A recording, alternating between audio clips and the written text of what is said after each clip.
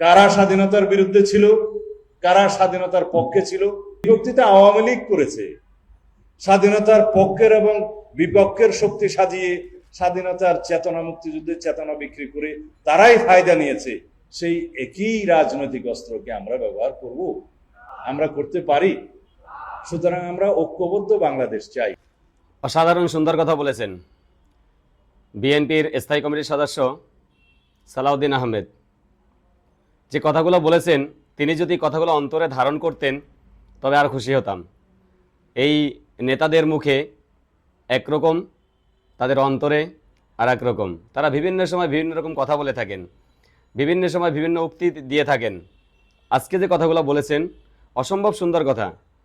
এই কথার উপর যদি অনড় থাকতে পারতেন, এই কথা দিয়েই যদি সে রাজনীতি করতেন, এই কথা দিয়েই যদি রাজনীতি চালাতে পারতেন, বাংলাদেশটা আর অনেক সুন্দর হয়ে যেত। ধন্যবাদ। তারপরেও